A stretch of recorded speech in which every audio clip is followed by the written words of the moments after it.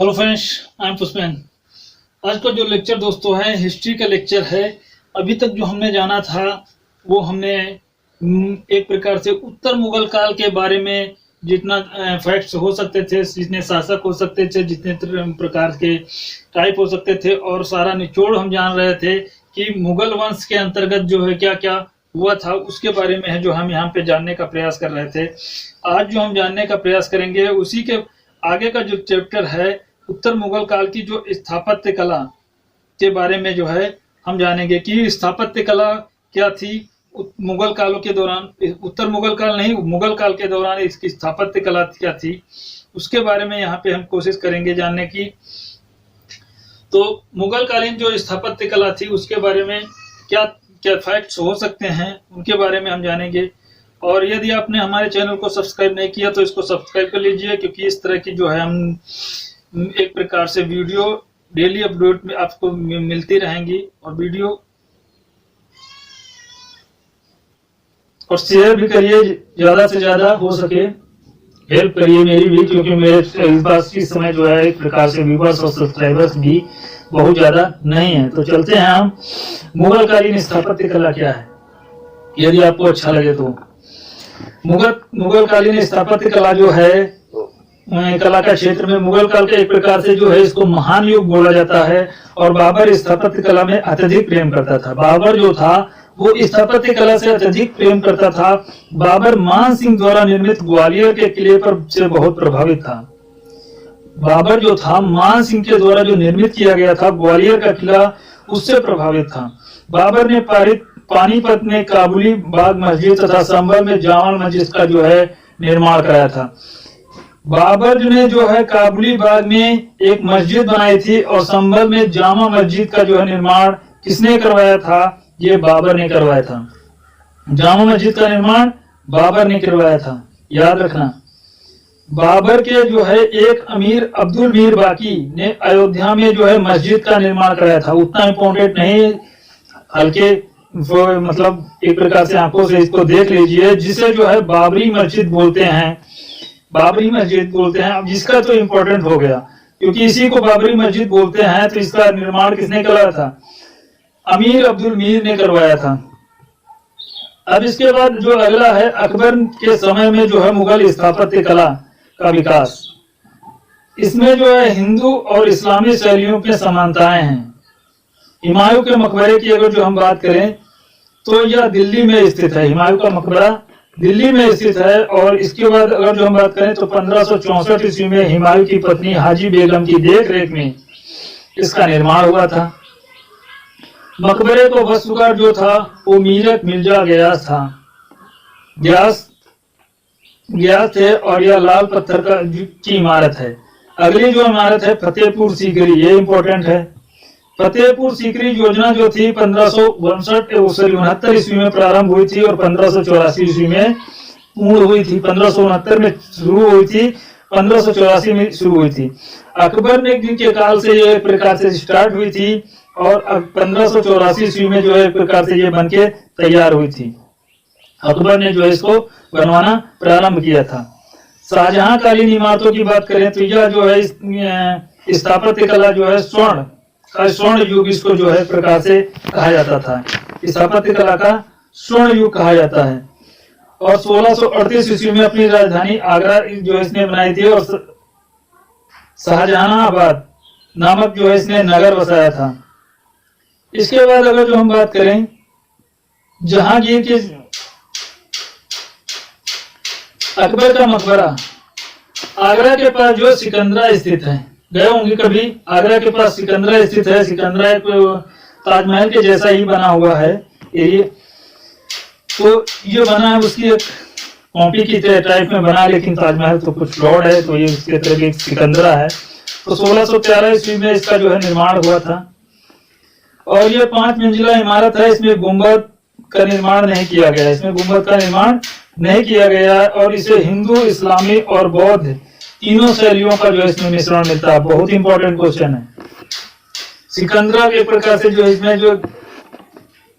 इसमें जो निर्माण मिलता है हिंदू, इस्लामी और बौद्ध तीनों शैलियों का जो है इसमें निर्माण मिलता है। अगला जो है इत्मादुद्दौला का मकबरा। इत्मादुद्दौला का मकबरा जो है 1626 ईस्वी में इसका निर्माण आगरा में हुआ था। 1626 ईस्वी में जो है इसका निर्माण आगरा में हुआ था और मुगल काल में यह पहली इमारत थी जो संगमरमर से निर्मित थी। मुगल काल की जो पहली इमारत थी ये किससे निर्मित थी? संगमरमर से निर्मित थी और इसे जो है पिंड्यूरा की शैली में नक्काशी की गई थी। पिंड्यूरा की जो है शैली में जो है नक्काशी की गई थी। यूरोप की जो है शैली की बहुत महंगी थी। यूरोप की जो है प्रकार से शैली ये बहुत महंगी थी और यह भारत की पहली इमारत थी जो इस शैली में प्रयोग हुआ था। पहली इमारत थी जो इस शैली में प्रयोग हुआ था। इत्मादुद्दौला का मकबरा जो था जहांगीर के काल में एक प्रकार से बनाया गया था। 1605 से 27 तक शासन था। उसके बाद जहांगीर का मकबरा लाहौर में जो है शहादरा में जो है ये स्थित है। लाहौर में जो है शहादरा में स्थित है। 1628 ईस्वी में नूरजहां ने इसका निर्माण कराया था। ये जो है एक मंजिला इमारत है। ये एक मंजिल की क्या है? इमारत है और चित्रकला के माध्यम से ये सजावट में हुई थी। अगर दिल्ली की इमारतों के बारे में बात करें तो दिल्ली का जो है लाल किला कब बनाया था? लाल किला जो था वो 1638 ईस्वी में इसका मतलब एक प्रकार से 1638 ईस्वी में ये जो है ये बनना प्रारंभ हुआ था और 1658 ईस्वी में जो है ये बन करके तैयार हुआ था। इस किले में जो है एक प्रकार से क्या है? अनेक इमारतें हैं इस किले में। एक मिनट। इस किले में जो है एक प्रकार से अनेक इमारतें हैं। अनेक इमारतों का जो है निर्माण हुआ है। इसके बाद जो है ये अगर जो बात करें तो ये बनवाना किसने स्टार्ट किया था? तो ये जो है शाहजहां के काल में बना था। शाहजहां का जो काल था 1628 से लेकर के 1658 ईस्वी तक जो है शाहजहां का काल था। दीवान आम यह संगमरमर से निर्मित तीन तरफ से खुली इमारत है। संगमरमर से निर्मित है लेकिन तीन तरफ से ये खुली इमारत है। यहीं पर शाहजहां का तख्त ताउस मयूर सिंहासन रखा जाता था। यहीं पे जो था तख्त ताउस जो है मयूर सिंहासन रखा जाता था। दीवान ए खास ये संगमरमर निर्मित जो है एक प्रकार से इमारत है। ये भी एक संगमरमर निर्मित इमारत है। यह दीवार पर जो है अमीर खुसरो ने एक दोहा लिखा था। इस दीवार पे अमीर खुसरो ने क्या लिखा था? एक दोहा लिखा था जो इन इमारतों में उपयुक्त श्रद्धा प्रदान करता है। अगर फिरदौस बरुए जमी अस्त हमी अस्तो हमी अस्त जो है ये इसने लिखा था। इसका मतलब आप जान लीजिएगा, इंटरनेट पे देख लीजिएगा, बहुत से तो मिल जाएगा आपको। वैसे पूछा नहीं जाएगा एग्जाम में। जो हिस्ट्री से होंगे वो हो सकता है जानते हो। रंग महल जो था ये शाहजहां का अपना जो है महल था और ये संगमरमर से निर्मित जो है इमारत थी। ये संगमरमर से निर्मित इमारत थी। और शीश महल की अगर जो बात करें तो यह शाही परिवार का जो है एक स्नानागार था। शीश महल जो थी ये शाही परिवार का ये स्नानागार था, नहाने वाला स्थान था। और दिल्ली का जो जामा मस्जिद है लाल किले के बाहर 1644 ईस्वी में इसका निर्माण प्रारंभ हुआ। 1658 ईस्वी में बनकर यह तैयार हुआ था। जामा मस्जिद दिल्ली का ये भी शाहजहां के काल में ही बनना स्टार्ट हुआ था। यह लाल पत्थर से निर्मित जो है इमारत है। बहुत इंपॉर्टेंट, किस पत्थर से बनाई गई है? लाल पत्थर से इमारत बनाई गई है। इसके ऊपर संगमरमर के 3 गुंबद बनाए गए हैं। संगमरमर के 3 गुंबद भी हैं। अकबर द्वारा बनाए गए किलों की अगर जो बात करें तो अकबर द्वारा अकबर ने जो है आगरा का जो किला बनाया था वो 1565 ईस्वी में जो है बनाया था। लाहौर का किला 1565 ईस्वी में बनाना स्टार्ट किया था, सॉरी। और अजमेर का जो किला था 1673 ईस्वी में, अटक का किला 1581 ईस्वी में और इलाहाबाद का किला जो था वो 1583 ईस्वी में एक प्रकार से इसकी जो स्टार्टिंग कराई थी। अगला जो है आगरा की जो प्रकार से इमारतें हैं उनके बारे में हम जानते हैं कि आगरा की इमारतें क्या हैं। पहली इमारत जो है मोती मस्जिद जो है, ये जो है आगरा के किले के अंदर जो है ये संगमरमर से निर्मित जो है मोती की इमारत है। और जामा मस्जिद की अगर जो बात करें तो ये 1648 ईस्वी में शाहजहां ने अपनी पुत्री जो उसकी थी जहांआरा के सम्मान में इस मस्जिद का जो है निर्माण कराया था। ये लाल पत्थर से जो है निर्मित इमारत है। ताजमहल जो है ये मुगल काल की सबसे सुंदर इमारत है। 1632 ईस्वी में इसका निर्माण प्रारंभ किया था और 1654 ईस्वी में जो है ये बनकर तैयार हुई थी। इस इमारत पे हुमायूं के मकबरे की शैली का निर्माण किया और वास्तुकार उस्ताद अहमद लाहौरी था। जो मतलब वास्तुकार थे उसके उस्ताद अहमद लाहौरी थे। इसका मुख्य जो है इमारत अष्टभुजाकार था, अष्टभुजाकार है, एक प्रकार से 8 भुजाओं वाला। और इसमें मुमताज महल शाहजहां की कब्र बनी हुई है, मुमताज महल और शाहजहां की कब्र बनी हुई है। इसमें जो है मकराना से लाया, इसे जो है मकराना से लाया गया था, जो संगमरमर प्रयुक्त किया गया था, इसमें उसे मकराना से लाया गया था। हालांकि कई देशों से जो है पत्थर जो है इसको बनाने में इंपोर्ट किया गया था। औरंगजेब के समय जो है की इमारतें क्या हैं, रबिया उद दौरानी का मकबरा, रबिया उद दौरानी का जो मकबरा है ये औरंगजेब की पत्नी थी। रबिया उद दौरानी का जो मकबरा है ये औरंगजेब की पत्नी का जो है मकबरा है। यही औरंगजेब की एक प्रकार से पत्नी थी, रबिया उद दौरानी। और 1679 ईस्वी में औरंगजेब की पत्नी की स्मृति में औरंगाबाद में इस मकबरे का निर्माण कराया गया था। अब से क्वेश्चन पूछा जा सकता है कि रबिया उद दौरानी किसकी पत्नी थी, क्योंकि ये तो अभी तक कहीं पे आपने देखा ही नहीं। तो रबिया उद दौरानी जो थी वो औरंगजेब की पत्नी थी। इस मकबरे का जो निर्माण कराया गया था, औरंगाबाद में इस मकबरे का निर्माण हुआ था। इसको बीबी का भी मकबरा बोलते हैं, इसी को बीबी का मकबरा बोलते हैं, रबिया उद दौरानी का मकबरा। ये दक्षिण का ताजमहल भी कहा जाता है।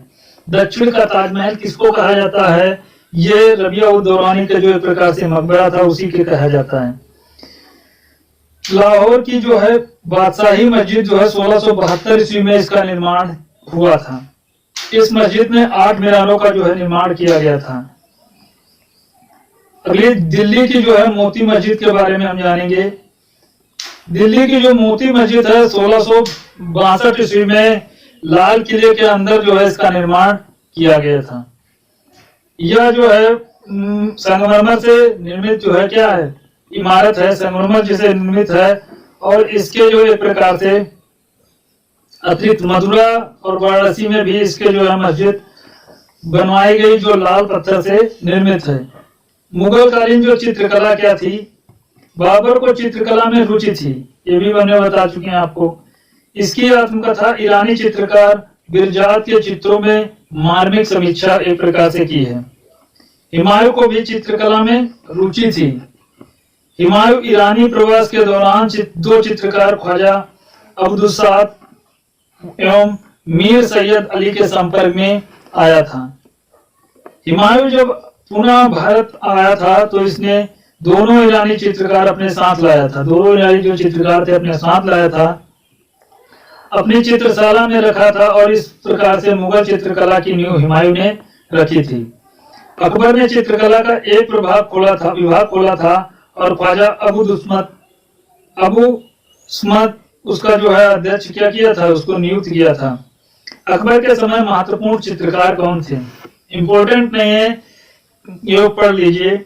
ख्वाजा अबू स्मत जो थे वो ख्वाजा अबू स्मत और मीर सैयद अली और मीर सैयद अली के बारे में जान लीजिए। और फारूक बेग, दसवंत, बसावन, केशव, लाल मुकुंद, मधु, और कह सकते हैं जगन, सनबल, खेमरान, तारा, महेश, हरिवंश, राम माधव, ये सब याद रखिए, इसको याद रखिएगा बस। मीर सैयद अली, ये जो है एक प्रकार से इंपॉर्टेंट, बाकी जो है ऐसे ही हैं। अगले जो हम बात करेंगे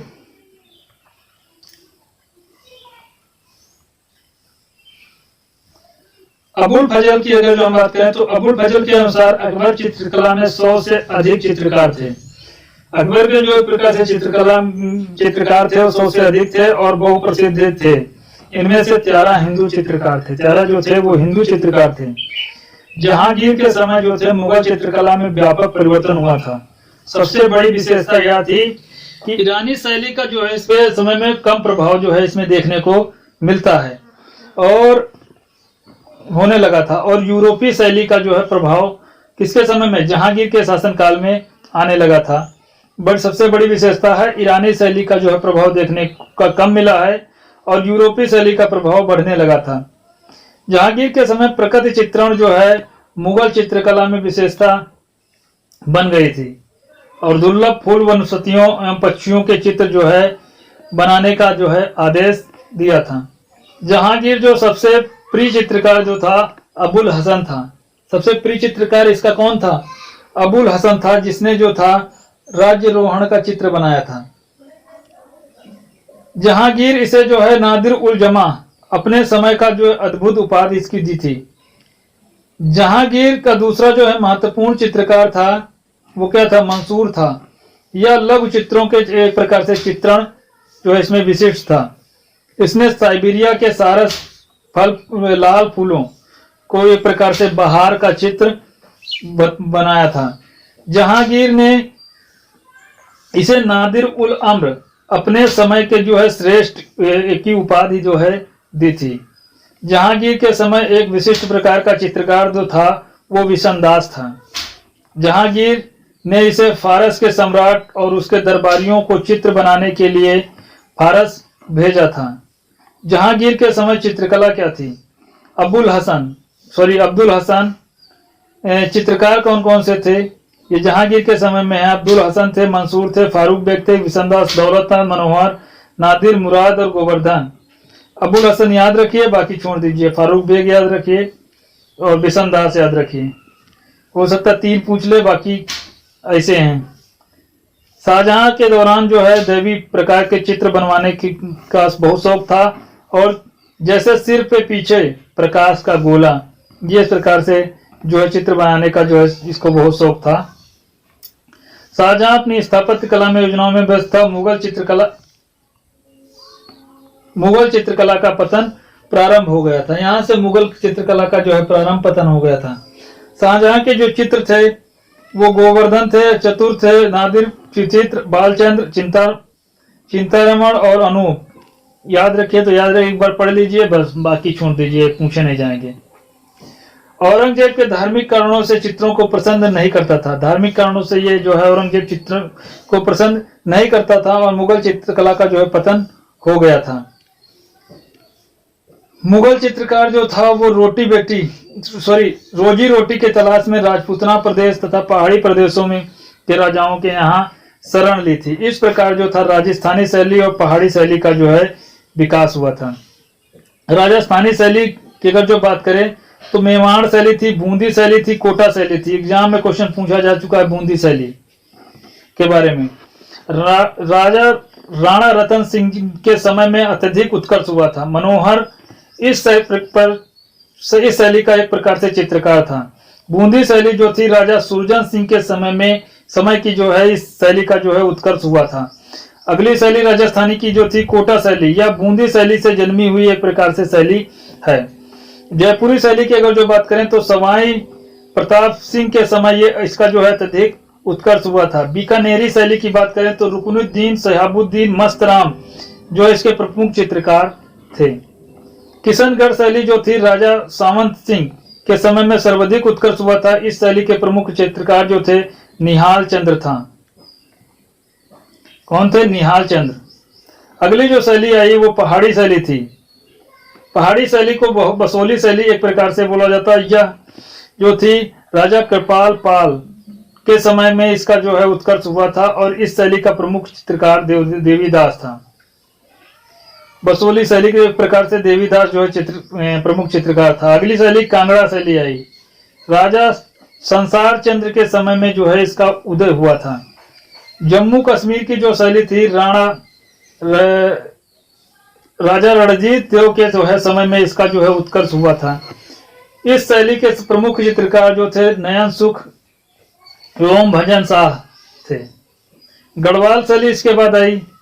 गढ़वाल शैली जो है एक प्रकार से यह राजा प्रथपाल के समय में जो है इसका उत्कर्ष हुआ था। इस शैली के जो प्रमुख चित्रकार थे वो सामनाथ और एवं क्या थे? हरदास थे। अब हम कुछ मुगल का राजस्थानी की शैली के बारे में हम जान चुके हैं और मुगल कालीन जो है संगीत कला के बारे में हम कुछ जानने का प्रयास करेंगे कि मुगल कालीन संगीत कला कैसी थी। मुगल कालीन में जो है संगीत कला का अत्यधिक विकास हुआ था। बाबर संगीत कला में रुचि था और आराम से क्षणों में जो है ये क्या करता था, संगीत सुनना पसंद करता था। हुमायूं को भी संगीत में अत्यधिक रुचि थी और दरबार में 29 गायक और वादक रहा करते थे इसके समय में। इसने बच्चा नामक जो है संगीतकार मांडू से जो है इसको बुलाया था। यह कश्मीर के ऊपर पड़ता है, इधर कश्मीर की तरफ मांडा। और अकबर के समय में जो है संगीत का सर्वाधिक जो है विकास हुआ था। अकबर ने जो है लाल कुलवंत नामक उस्ताद से हिंदुस्तानी गायकी का प्रशिक्षण प्राप्त किया था। अकबर स्वयं को अच्छा नगाड़ा, मतलब अकबर जो था स्वयं एक प्रकार से अच्छा नगाड़ा बजाता था।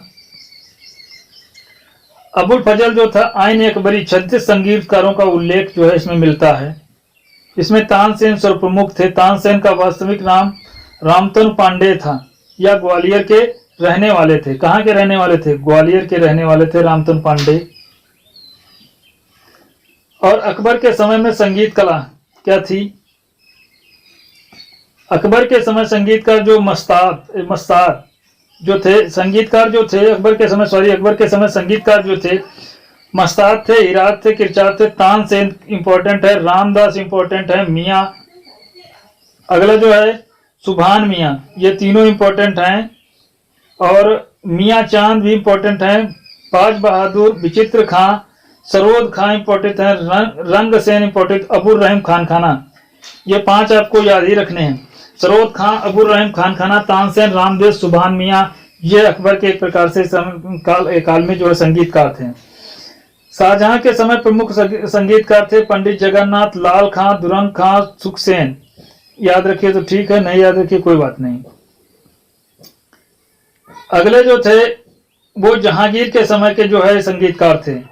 जहांगीर के समय में जो दाद, परवेज, हमजा, बिलास खां, छत्र खां, शौकी, तो इसमें भी आप याद रखिए, कि इच्छा हो तो याद रखिए, उन्हें इम्पोर्टेंट नहीं। शाहजहां के समय भी एक अच्छा गायक था। शाहजहां के समय में भी एक अच्छा गायक था। इस समय जो है ध्रुपद गायन पे अत्यधिक, मतलब शाहजहां जो था स्वयं भी एक अच्छा गायक था और इसके समय में ध्रुपद गायन का अत्यधिक विकास हुआ था। इसने जो है लाल खां से एक प्रकार से गुल समंदर की उपाधि दी थी। लाल खां ने जो इसको गुल समंदर की जो है उपाधि दी थी। औरंगजेब जो कि रूढ़िवादी और धार्मिक दृष्टि से जो है कट्टर बादशाह था।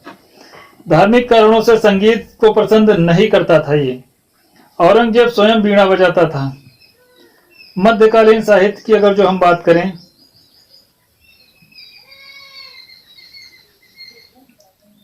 मुगलकालीन साहित्य में जो है ग्रंथ की अगर जो बात करें तो लेखक और इधर दोनों तरफ का हम देखते चलेंगे।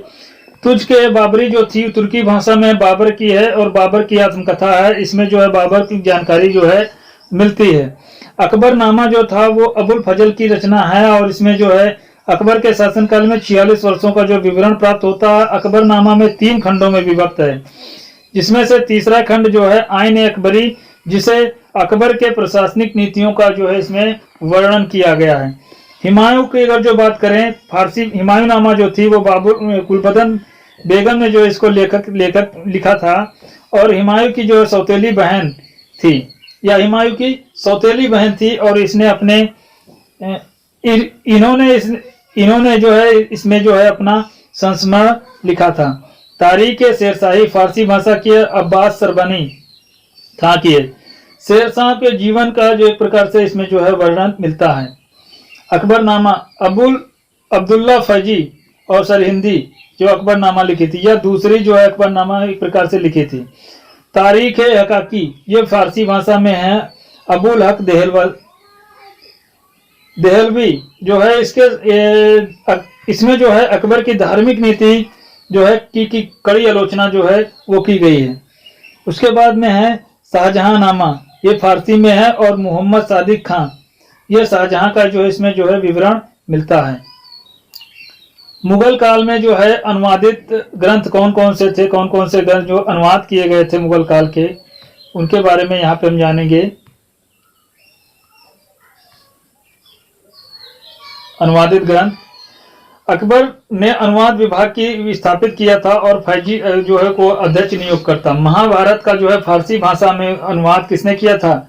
रजनामा के नाम से हुआ था। किसके नाम से हुआ था? रजनामा के नाम से हुआ था। बदायूनी टर्क खां के सहयोग से जो है इसका अनुवाद किया गया था। बदायूनी और टर्क खां के नेतृत्व में एक प्रकार से सहयोग से इसका जो है फारसी भाषा में अनुवाद किया गया था, जिसको रजनामा बोला गया था। रामायण का फारसी भाषा में अनुवाद बदायूनी ने किया है। बदायूनी लेखक थे, उसने किया है। अथर्ववेद जो थे वो फारसी भाषा में अनुवाद हाजी इब्राहिम सरहिंदी ने किया है। अथर्ववेद का जो है हाजी इब्राहिम सरहिंदी ने किया है। राजतरंगिणी जो है फारसी भाषा में मौलाना सीरी ने जो है इसका अनुवाद किया है।